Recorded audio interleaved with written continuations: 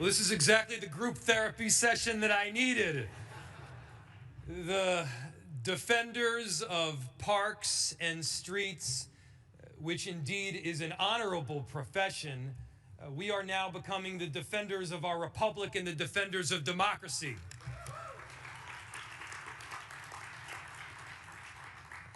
And it is heartwarming to be here with all of you because, you know, I see your name on amicus briefs. I see your faces on TV. I feel the support from across the entire country, and we recognize that one great American city is experiencing an invasion. That is an invasion on our democracy, on our republic, and on each and every one of us. And the fact that you all are standing up means the world.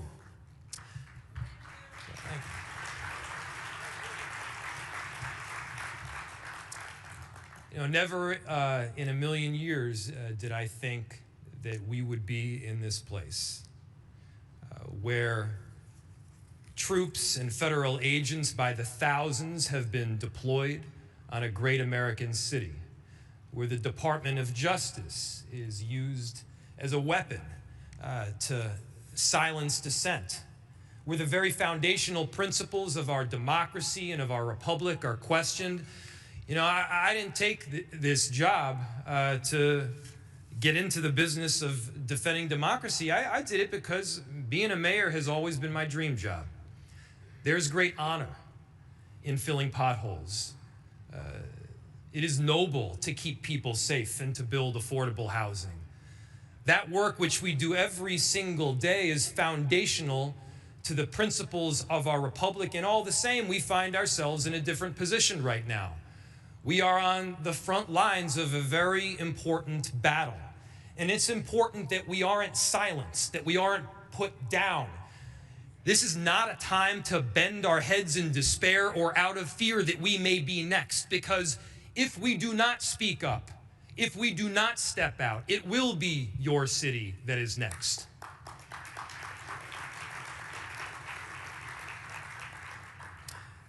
For those of you that have been watching the news and what's happened in Minneapolis, I'll tell you, it is that bad.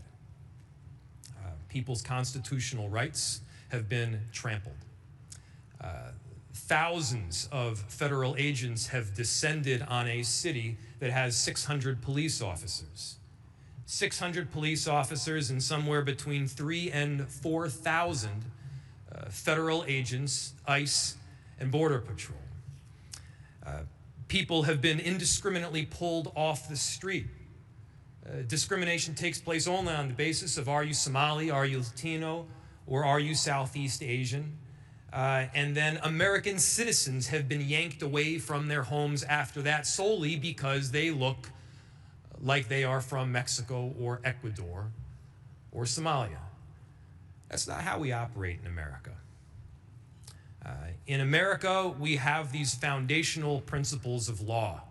We abide by our Constitution. The rule of law is not just something that you say, but it is something that we practice each and every day. And as mayors, we know that. As mayors, we operate in the reality business. It is a reality that we've got to keep people safe on a daily basis. And by the way, we do that, partnering with a number of different jurisdictions, working with our federal government. In Minneapolis, we've worked extensively with the ATF and the FBI and the DEA, the U.S. Attorney's Office, to successfully drive down crime. And despite what you may hear on different media channels, crime is down in virtually every category and virtually every neighborhood of Minneapolis. Minneapolis is a safe city. It is less safe when chaos reigns supreme. It is less safe when families do not feel comfortable going to school or buying food at the grocery store because they're worried that their very family might get ripped apart. It is less safe when we have roving bands of agents marching down the street just looking for somebody who might be concerned. And I gotta tell you, everybody is concerned when you have that kind of occupation. And so we've been very clear. The Operation Metro Surge needs to end. This kind of conduct and siege needs to stop, not just in Minneapolis. It needs to stop nationwide.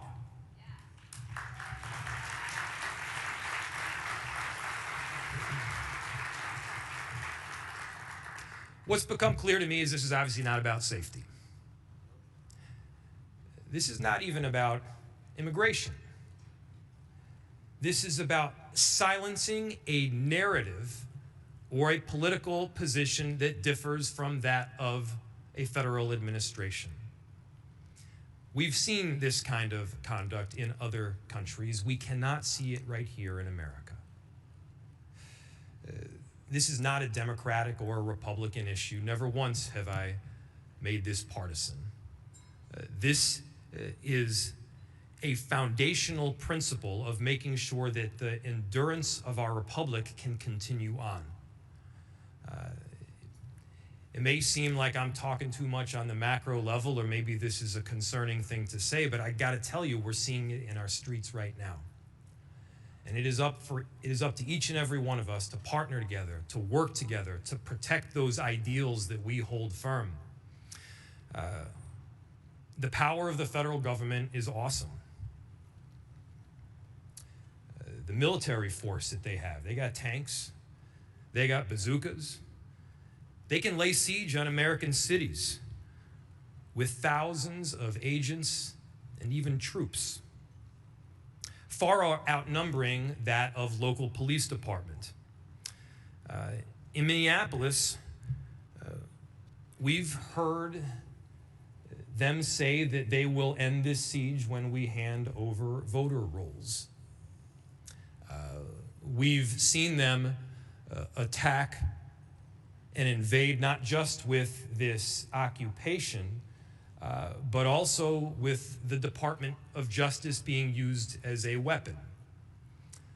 They're investigating me and several other local elected officials, not because we've done something wrong, but because we have exhibited one of the core responsibilities that both I and you have as mayors.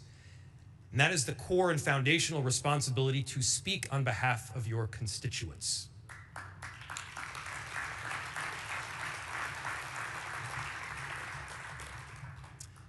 I'm going to continue to speak on behalf of my constituents.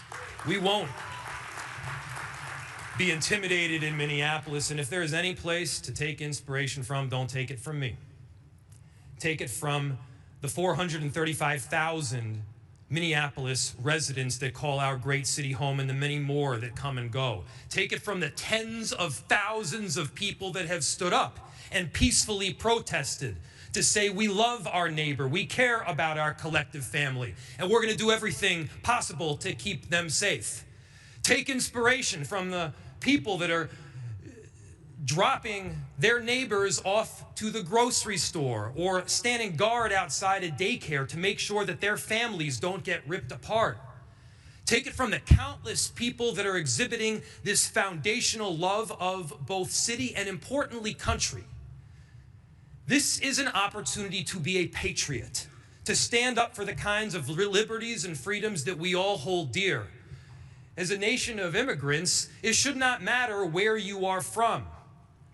We rise based on our own merit. We fall based on our own flaws.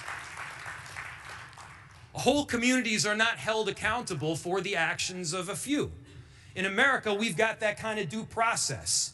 We got to stand by that due process where you actually have rights. Those rights are exhibited in the form of a court system. And the battlefield that we need to be operating on is that court system right now. Look, in cities, we have laws that we abide by. We have work that we need to do. And the reality is you can't exercise the extraordinary power that the federal government has to force nationwide outcomes on localized issues, leaving our own citizens as collateral damage in a hostile negotiation. By their own words, what we've seen this administration push for is this whole concept that might makes right. That might makes right.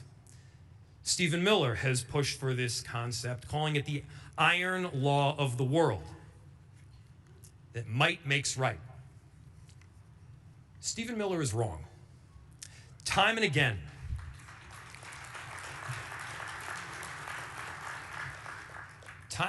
America has rejected the law of the jungle.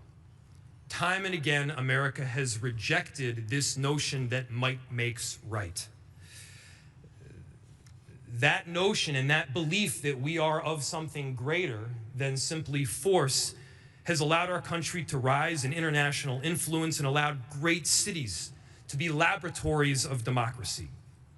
We must reject the notion that might makes right again and again. We must understand that it is not the clash of iron that furthers the notions of democracy, but it is the intense battle of ideas. Might does not make right. In cities, we all recognize that ideas make right. And so, from Portland, Maine, to Portland Avenue in Minneapolis, to Portland, Oregon, mayors, we do not back down to bullies. We stand up for democracy. We understand that the common ideals that we hold are essential to the endurance of our great republic.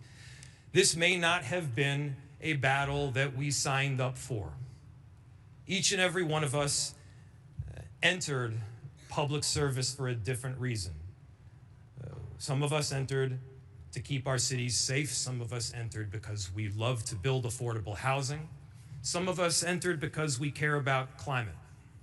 But now is also a moment where we all got to stand together. You have this unique relationship with the American electorate. This is more important than being a Democrat or a Republican. This has to do with our day-to-day lives, who we are as a people, who we are as a democracy, and who we can be as American citizens. Mayors have that important role. I know that you will carry it out, and I cannot be prouder to be part of this tremendous team. And so, on behalf of all of these incredible Minneapolis residents that are going through a very difficult time right now, to say the least, thank you. On behalf of the next city and the city after that that may experience this kind of invasion, thank you. We got to hold rock solid. We cannot back down. Our cities, our mayors are what will hold this democracy together. Thank you so much.